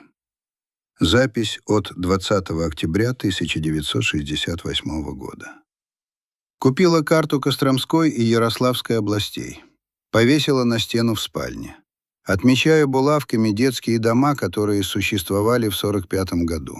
Красные булавки, где была и получила отказ.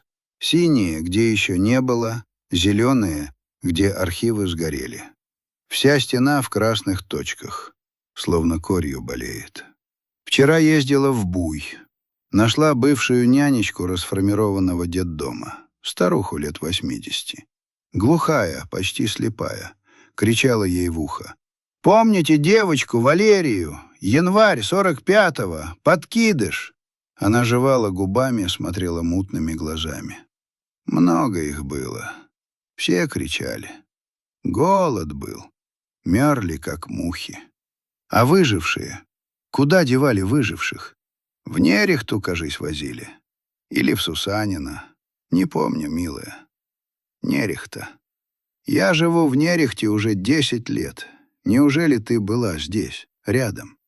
Завтра пойду в наш местный архив. Опять, в 100-й раз. Заведующая меня уже ненавидит. Называет городской сумасшедшей.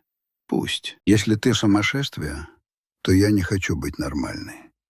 Я закрыла глаза. Нерехта. Я была в Покровском детдоме, в 5 километрах от ее дома. Она ходила по этим улицам, покупала хлеб в тех же магазинах, дышала тем же воздухом. Мы могли столкнуться в автобусе, мы могли стоять в одной очереди. Судьба — злая шутница. Она водила нас за нос 40 лет. Но были в тетрадях и светлые моменты. Странные, болезненные, но светлые. Это были записи о моих днях рождения. Запись от 15 января 1975 года. 30 лет. Юбилей. Сегодня я накрыла стол. Постелила белую скатерть, которую вышивала прошлую зиму. Испекла пирог с вишней. Вишня была замороженная, кислая, но сахара положила побольше. Купила бутылку шампанского советское. Открыла сама, пробка вылетела в потолок, оставила пятно. На счастье. Сидела и представляла, какая ты. В 30 лет у тебя, наверное, уже семья. Муж хороший, надежный, не как Витя. Может быть, инженер или врач. И дети, внуки мои. Я говорила с тобой вслух. Лерочка, желаю тебе счастья. Желаю, чтобы тебя любили. Чтобы ты никогда не знала, что такое ждать у окна. Выпила бокал. Стало немного легче. Потом достала коробку с деньгами, положила туда еще 50 рублей с премии. Конверт подписала. На мебель. В 30 лет людям нужна мебель. Стенка, диван. Я коплю тебе на приданное, дочка. Старая дура копит приданное для женщины, у которой может быть уже седина в волосах. Но пока я коплю, я живу. Это моя пуповина. Я читала эти строки и смотрела на тот самый ковер с оленями, который висел на стене. Я смотрела на старый сервант. Вся эта обстановка, вся эта тихая жизнь одинокой библиотекарши была посвящена мне. Она не купила себе цветной телевизор, когда все покупали. Она ходила в перелицованном пальто. Она экономила на конфетах, чтобы я, ее фантомная дочь, ни в чем не нуждалась, когда вернусь. Последняя тетрадь была самой тонкой. Она начиналась в 1984 году. Почерк стал дрожащим, буквы прыгали. Запись от 10 декабря 1984 года. Была у врача. Сердце. Сказали, стенокардия, ишемия, букет. Врач, молодая девочка, строго так говорит. Надежда Павловна, вам нельзя волноваться. Вам нужен покой. А я смеюсь. Какой покой? Я еще дело не сделала. Ночью было плохо. Жгло в груди так, что думала конец. И стало страшно. Не умереть страшно, нет. Страшно уйти, не сказав. Если я умру, ты никогда не узнаешь, что я тебя искал. Ты будешь думать, что тебя просто выбросили, как ненужного щенка. Этого я допустить не могу. Я должна успеть. Приснился сон. Поле. Огромное поле подсолнухов. И ты идешь навстречу, взрослая, красивая, в синем платье, и улыбаешься. А в руках у тебя вторая половинка фото. Я проснулась и поняла. Это знак. Время пришло. Я пойду в газету. Я напишу объявление. Пусть все смеются, пусть говорят, что поздно. Лучше я буду смешной, чем мертвый и молчаливый. Это была последняя запись перед тем объявлением. Дальше страницы были пустыми. Следующая запись появилась только 25 января 1985 года. Запись от 25 января 1985 года. Она нашлась. Пишу крупными буквами, чтобы самой поверить. Она здесь, в соседней комнате. Спит. Я хожу на цыпочках, прислушиваюсь к ее дыханию. Она храпит немного, смешно так, по-детски. Она совсем не такая, как я представляла. Она жестче. В ней много боли. У нее глаза раненой птицы. Она не замужем, детей нет. Работает швеей. Жизнь ее побила. И это моя вина. Но она здесь. Она назвала меня мамой. Когда мы стояли на площади, и я увидела ее, я думала, сердце разорвется. Но оно, наоборот, заработало. Застучало ровно, сильно. Господи, спасибо. Теперь можно и умирать. Но не сейчас. Сейчас мне надо накормить ее завтраком. Она любит оладьи? Надо спросить. Я закрыла последнюю тетрадь. За окном занимался рассвет. Небо над Нерехтой было бледно-розовым, чистым. Я сидела в тишине и чувствовала, как внутри меня происходит какая-то гигантская работа. Словно тектонические плиты сдвигались, меняя ландшафт моей души. Все эти годы я думала, что я — жертва, что я — несчастная сирота, брошенная жестоким миром. Я жалела себя. Я лелеяла свою обиду. А сейчас я поняла. Настоящим героем была она. Маленькая, слабая женщина, которая 40 лет вела войну с системой, с хаосом, с самой судьбой. Без оружия, без связей, без денег, только с любовью и упрямством. Она не сдалась. Она победила. Я встала, подошла к окну. На улице было пусто, только дворник скреб лопатой снег. «Доброе утро, мам», — сказала я тихо. Я прочитала. Я все поняла. Я знала, что буду делать дальше. Я не останусь просто доживать свой век в этой квартире. Я пойду работать в тот самый детский дом, в Покровский. Он все еще существовал, я узнавала. Я буду нянечкой. Или воспитателем, если возьмут. Я буду той, кто обнимает тех, кого не забрали. Я буду рассказывать им, что их ищут. Что мамы иногда теряются, плутают в снегах, путают дороги. Но они всегда, всегда хотят вернуться. Потому что любовь — это единственная сила, которая не знает срока давности. Она, как свет далекой звезды, летит сквозь тьму годами, десятилетиями, чтобы однажды коснуться чьего-то лица и сказать: «Ты не один». Я прижала тетрадь к груди. Она была теплой, как мамины руки. Зима 96-го года выдалась в Нерехте лютой. Окна в маминой квартире промерзли насквозь, покрывшись толстыми ледяными узорами, похожими на диковинные папоротники. Я сидела на полу в центре комнаты, окруженная коробками. Я паковала вещи. Не для того, чтобы уехать, я решила остаться здесь навсегда, а чтобы освободить место. сделать пространство своим, не стирая ее присутствие, но позволяя нам сосуществовать в новой реальности, где одна из нас — тень. Я перебирала содержимое серванта. Хрустальные ладьи, которые никогда не использовались, стопки накрахмаленных салфеток, фарфоровые статуэтки балерин. В глубине полки за парадным сервизом «Мадонна» моя рука наткнулась на что-то твердое и шершавое. Я вытащила находку на свет. Это была большая, витая морская ракушка — рапана. Внутри нее шумело море. То самое, которого в Нерехте не было и в помине. Рядом с ракушкой лежал засушенный, коричневый, как кожа мумии, лист магнолии. Я поднесла ракушку к уху. Шум прибоя, запертый в перламутровом лабиринте, мгновенно перенес меня на 10 лет назад. В август 85-го, в наше единственное, украденное у судьбы лето. Это было безумием.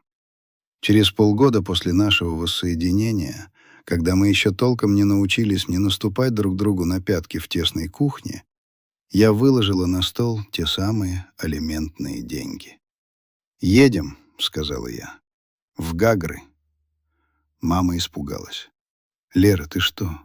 Это же дорого, а вдруг сердце, а жара, а билеты? Сейчас сезон, билетов не достать».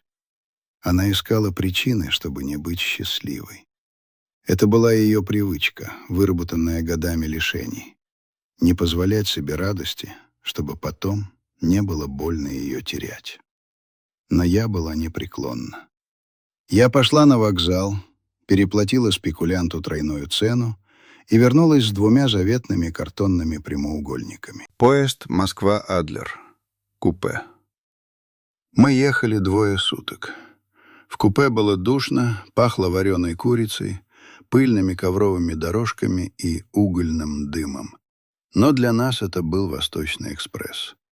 Мы пили чай из стаканов в металлических подстаканниках, и ложечки мелодично позвякивали в такт колесам. Мама смотрела в окно так, словно видела мир впервые. «Смотри, Лера, подсолнухи!» — восклицала она, дергая меня за рукав.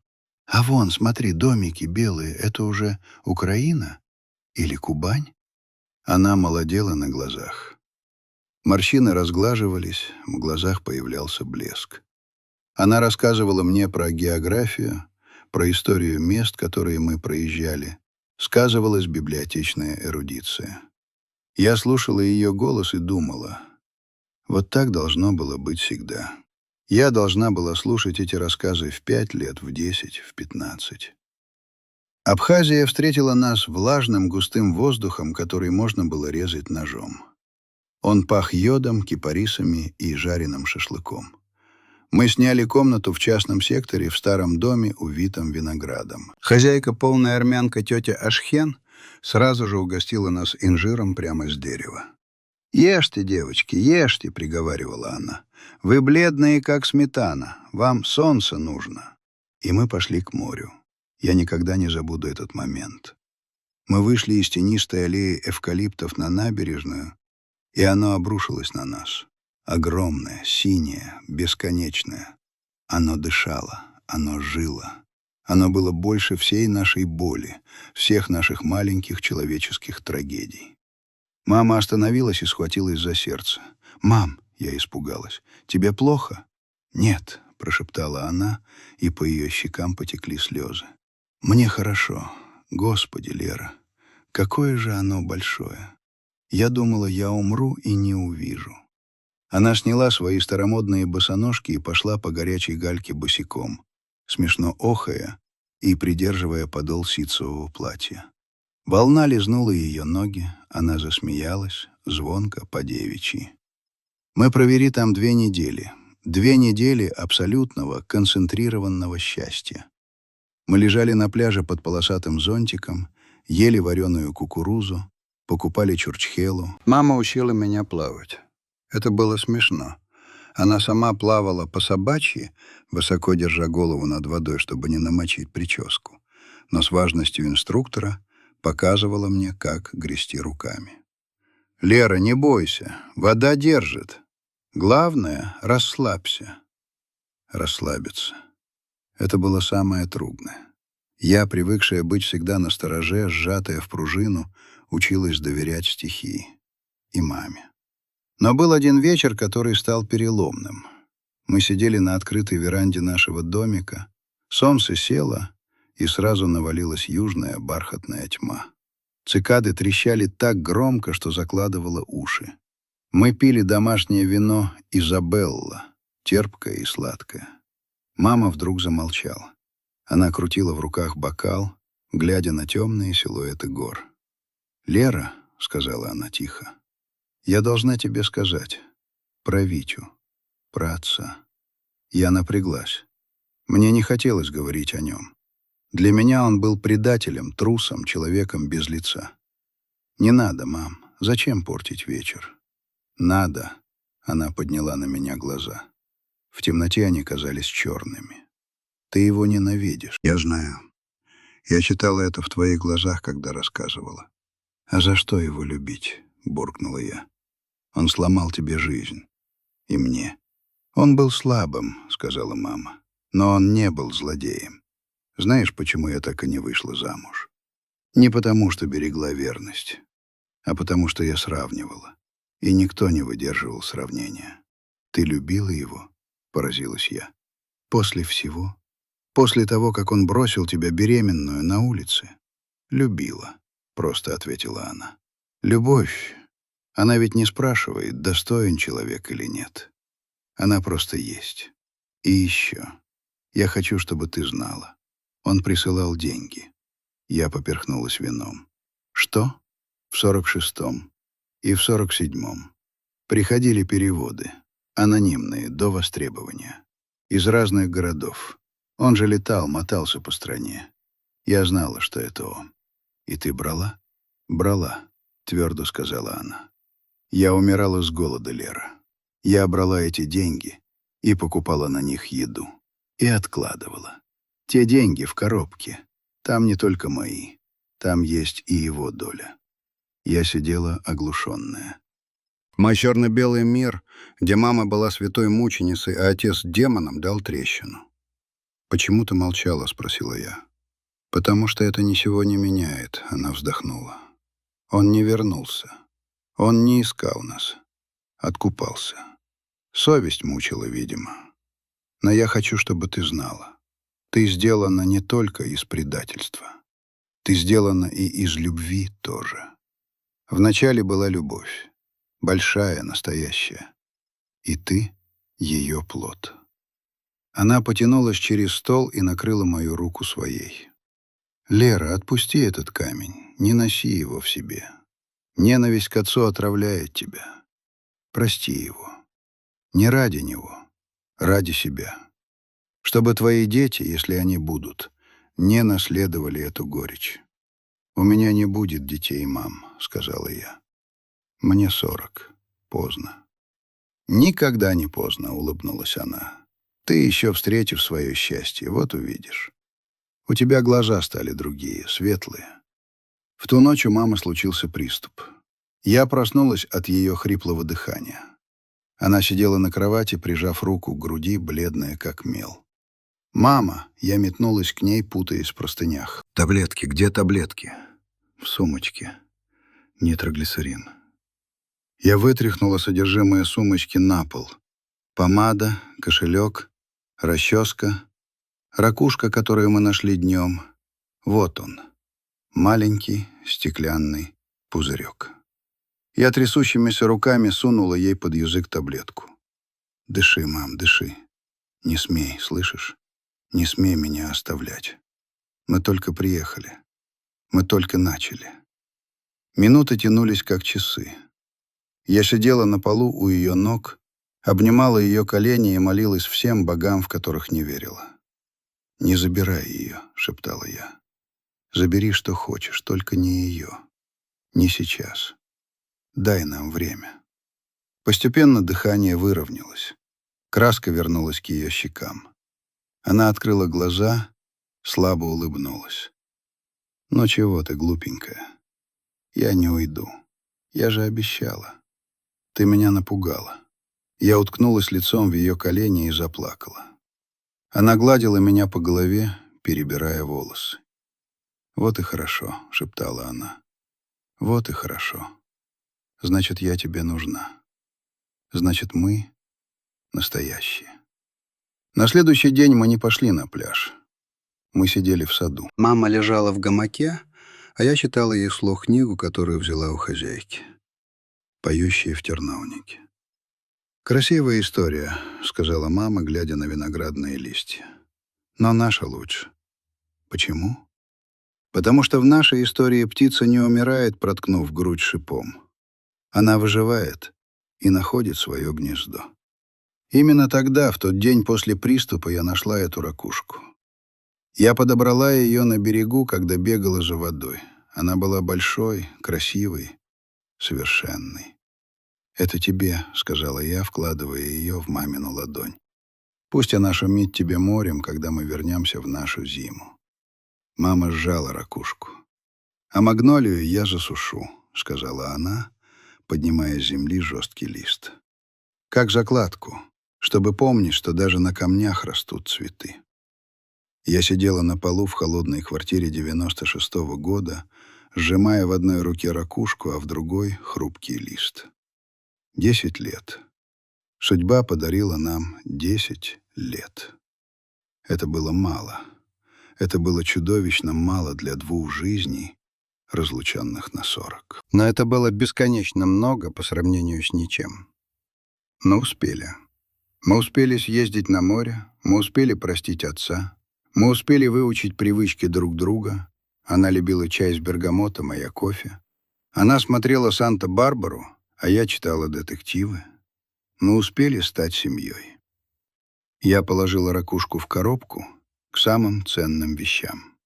Лист магнолии я вложила обратно в мамину тетрадь, на страницу с записью. Она нашлась. Пора было двигаться дальше. Мама написала в своем последнем письме: «Присмотри за ней, Господи, она у меня сильная». Я должна была оправдать эти слова. Я встала, отряхнула колени, подошла к телефону. Набрала номер, который нашла вчера в справочнике. «Алло, Покровский детский дом?» — спросила я твердым голосом. «Здравствуйте. Меня зовут Валерия Короткова, то есть Валерия Викторовна Соловьева. Да, я ваша выпускница. Скажите, вам нужны воспитатели? Или нянечки? Да, опыт есть. Опыт всей жизни». Я повесила трубку. За окном начало проглядывать солнце, отражаясь в ледяных узорах миллионом искр. Я не буду просто доживать. Я стану той надеждой, которой у меня не было в детстве. Я буду искать тех, кто стоит у окна и дышит на стекло. И я скажу им: «Жди». Даже если кажется, что никто не придет. Жди. Любовь всегда находит дорогу. Я надела пальто, повязала мамин пуховый платок и вышла из дома. Снег скрипел под ногами, как песок на пляже в Гаграх. И где-то в вышине, над серыми крышами Нерехты, мне показалось, что я слышу шум моря. Часть 7. Наследие красного кирпича. Автобус «Пазик» трясся по разбитой дороге, поднимая клубы снежной пыли. Я ехала тем же маршрутом, которым меня увозили отсюда 30 с лишним лет назад. Только тогда я смотрела в заднее стекло, прощаясь. А теперь я смотрела вперед. Покровский детский дом почти не изменился. Все те же корпуса из красного кирпича, потемневшие от времени. Тот же забор, только теперь выкрашенный в ядовито-зеленый цвет. И тот же тополь во дворе. Он стал еще выше. Его ветви, казалось, царапали небо. Сердце ухнуло в пятки. Зачем я это делаю? Разве можно войти в одну реку дважды, не захлебнувшись? Я вошла в калитку. Охранник в будке, нововведение 90-х, подозрительно оглядел меня. «Вы к кому, женщина?» «Я на собеседование, к директору». «А, звонили. Проходите. Главный корпус, 2-й этаж». Я шла по знакомым аллеям. Вот здесь мы играли в классики. Вот здесь Петька разбил мне нос снежком. А вот здесь я стояла и ждала. Внутри пахло так же. Капустой, хлоркой и старой краской. Этот запах въелся в стены, его не вывести никаким евроремонтом. Директриса оказалась молодой, энергичной женщиной в деловом костюме. Алла Сергеевна. «Валерия Викторовна», — она просмотрела мои документы, «швея, уборщица, педагогического образования нет. Но вы наша выпускница?» «Да, выпуск 63-го года». Она сняла очки, посмотрела на меня с интересом. «Редкий случай. Обычно выпускники обходят это место 10-й дорогой». «Ностальгия замучила?» «Нет», — сказала я. «Долг. Я хочу работать. Кем угодно, хоть полы мыть. Но лучше с детьми». «С детьми сложно», — вздохнула она. «Время сейчас тяжелое. Финансирования нет. Дети озлобленные. Многие социальные сироты. Родители живы, но пьют или в тюрьме. Это не военные сироты, как в ваше время. У тех была трагедия, у этих — безнадега». «Я справлюсь», — сказала я. «Я знаю, что у них внутри». Меня взяли помощником воспитателя в младшую группу, нянечкой по-старому. Моя первая смена, группа «Звездочки». 20 пар глаз, настороженных, оценивающих, пустых. Я вошла в спальню во время тихого часа. Дети ворочались, скрипели кроватями. «Спим, спим», — прошептала я привычно. И тут я увидела ее. Крайняя кровать у окна, того самого окна. На кровати сидела девочка, лет 7, худенькая, стриженная под горшок. Она не спала. Она сидела, обхватив колени руками, и смотрела в стекло. У меня перехватило дыхание. Дежавю было таким сильным, что закружилась голова. Я подошла тихо, присела на край кровати. «Почему не спишь?» — спросила я шепотом. Девочка не обернулась. Она продолжала сверлить взглядом серый пейзаж за окном. «Жду», — сказала она одними губами. «Кого?» «Маму. Она обещала». «Когда обещала?» «Вчера», — сказала Ира, — «посиди тут немного, я за хлебом схожу».